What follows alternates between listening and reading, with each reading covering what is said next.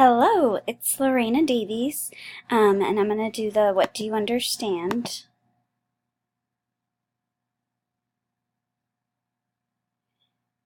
Okay, and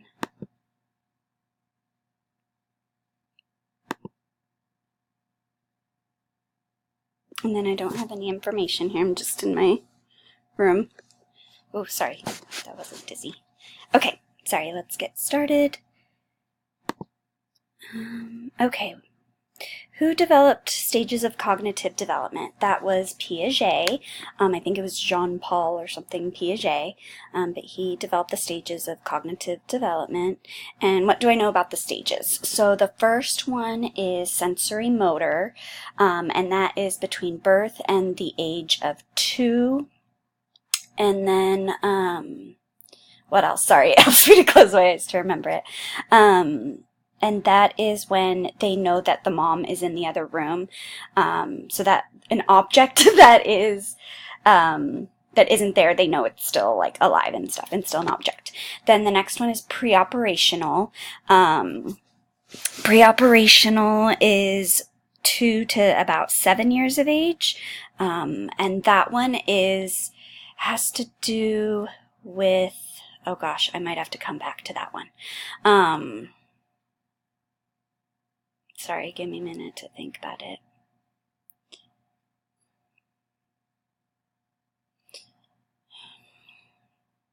I forget. It'll probably come to me like later in later questions. Anyways, and then the next one after preoperational is operational. And that one is from ages about 7 to 10 years old. And that one is, I forget. Sorry, all of these are like blanking on me now, but I'm sure I'll remember later on.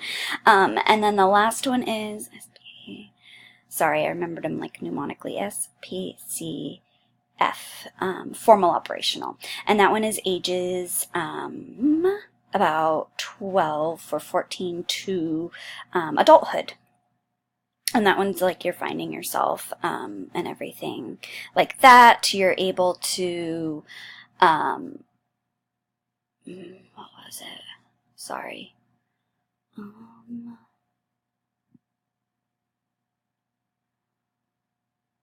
Oh my gosh, I had it. Okay, we're going to come back to those. What is something a child can't do at age 2 to 7 and that can do at 7 to 12? Oh, that has to do with the water and knowing that it's the same size as the other cup of water. And that is going to be in that later stage. Actually, that might be the one after that. But they can't think about stuff hypothetically. I think that's what the second stage was about, is about thinking hypothetically. And then part of the theory from question 1 had to do with disequilibrium, assimilation, and accommodation. What do you know about these words? Disequilibrium is when you're just off. You're like, your body doesn't know what to do. You have to learn something else. Assimilation is kind of like a framework in that you kind of know, okay, I've been to a restaurant before, so when I go to another restaurant, then that is assimilation. You kind of know like the same things are going to happen. Like the waitress is going to come up, you're going to order, you're going to get your food, you're going to pay your bill, you're going to be hopefully happy and full. That's assimilation. And then accommodation is when you're in disequilibrium. Accommodation is when you have to like learn a whole new framework. So it might be like, okay, you're going to a different type of restaurant. Maybe one of those like jungle restaurants or whatever, like they have in Disneyland and stuff, where it's like a little bit different. I haven't been to one, so I don't know, but they look like there's like a different thing that happens there. Anyways, okay. What do I know about constructivism? Constructivism is from that video from last week, and it's like I saw it as kind of like a framework of how to learn. And if I think of any more details about that one, then I can show you. or let you know. Number 4, we know what positive reinforcement and punishment are, but what really is negative reinforcement? Negative means you're taking it away, and then reinforcement is so that they won't do it again. So say I give my dog a toy and he totally chews it all up. I'm punishing him by taking it away and telling him, you know you're not supposed to take the stuffing out of the toy. And then sometimes I'll actually take all the stuffing out, and when a little bit later I'll give him back the toy, or maybe the next day I'll give him back the toy, and then it has no stuffing in it. So that's the negative reinforcement. You're taking something away and trying to reinforce a behavior. So he knows that his next toy he shouldn't get the stuffing out, which he sometimes learns. Okay, so for 5, Erikson developed 8 stages of psychosocial development. Which one did he think was most crucial and why? Oh gosh, didn't he think like the first one was the most crucial? Because it's kind of like I thought of it as like the base of everything. It was intimacy versus isolation, I believe. And that one was you're getting to know your caregiver. You're able to bond to a person. The way I look at this one is like the poor kids that were in like Russia that didn't have a caregiver to hold them, or like orphaned children. But even though they were orphaned children, they weren't held at all. Like in other orphanages, hopefully people were hugging those children, but in Russia they weren't. So those children like just had completely different lives that we can't even unfortunately think of because it was so different. So that's how I think about that one. It's kind of like the base for everything else. Because he also believed you had to like get through them in order to get to the next step, and the end goal was self-actualization. But I don't think that's the one that was most critical, just because I really think that it was like the first one was like the base for everything. Okay, what do you know about the zone of proximal development? Why might it be important for teachers to know? Oh, that's like the top of like, okay, so say they're in the pre-operational stage, so the 2 to 7. That one, they're saying that, that it's, oh gosh, why can't I think of the two? I want to say it's like imagination or something like that, or creativity, but I can't think of it. Hopefully it'll come back to me. So we'll come back to this question. But it would be important for teachers to know, because they're like, okay, if my student can't do this and this and this by now, maybe it's because they're not quite that age yet. So the teacher might assume, okay, they're not allowed. They might not be smart enough to know this yet. I heard an example of like students who were in like middle school around that age learning algebra. It was like they needed to learn more about other stuff and be mature enough in order to even learn about algebra, or else algebra might just completely like turn them off from math. So that one I kind of thought of as zone of proximal development as well. What theory are the words empathy and sense of self a part of? Those are a part of Erikson's theory, I believe. Why would this area of thought have an impact on the way students learn? Well, I would say that the empathy part is if students weren't shown empathy, either unfortunately with their families or their teachers, then that would be very sad. And they would probably not have a very good sense of self. Sense of self is kind of how we view ourselves in the world. It might not be correct, but it's what we believe is true about ourselves. So why would this area of thought have an impact on the way students learn? So if they don't have a good sense of self, they're just not going to want to learn as well, I think. They're not going to be, confident, or maybe care about school, maybe. So why would constructivists want to do away with the way grading is currently done in schools, as well as standardized testing? They would say, let me think a minute about this one.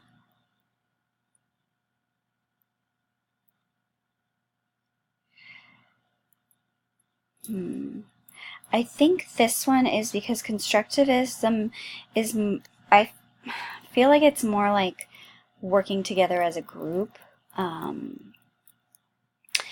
man, I should okay, watch that video again, because I remember the guy saying something about algebra too. Why would constructivists want to do away with the way grading is currently done in schools, as well as standardized testing? I might have to come back to that one. And then number 9, the very early theories came out of the idea of conditioning. Why were people so opposed to using the real terms when those theories came out in school? Oh, because it totally sounds like you're doing like an experiment on the kid or something like that. So you don't want to be like, okay, we're conditioning your child. Yeah, no one would like to really hear that. I don't know. It just sounds weird. So that's why how it sounded was why they had to come up with different terms. Okay, let's go back to the top to see. I think that was it. Yep, okay. So, sorry. So the 2 through 7, the pre-operational, I want to say they're just like using their imagination more. And that's kind of that stage. Oh, and that other people like have feelings too is one in pre-operational.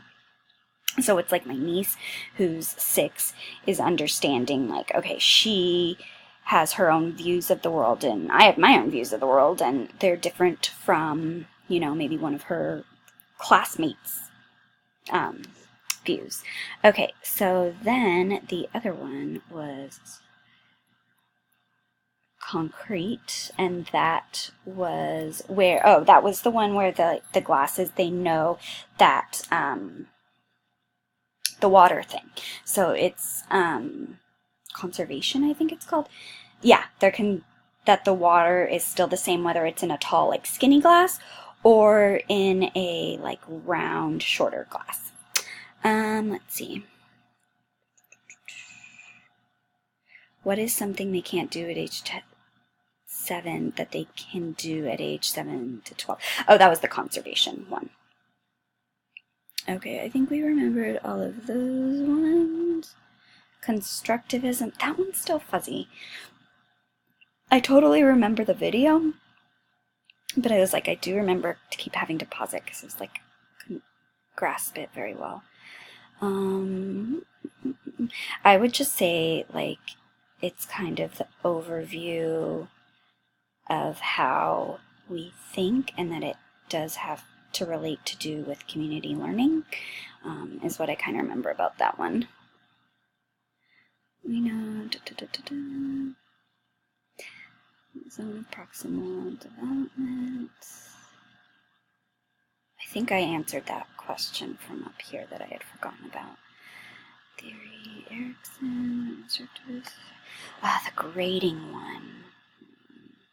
I would say because it's like they just want to make sure that the students like know the information. Like it doesn't really matter what their grade is as long as they know the information. Standardized testing. Maybe because they know that there's so many other factors, and there's other ways to like know that a student learned the information, whether they can do it on a standardized test or not.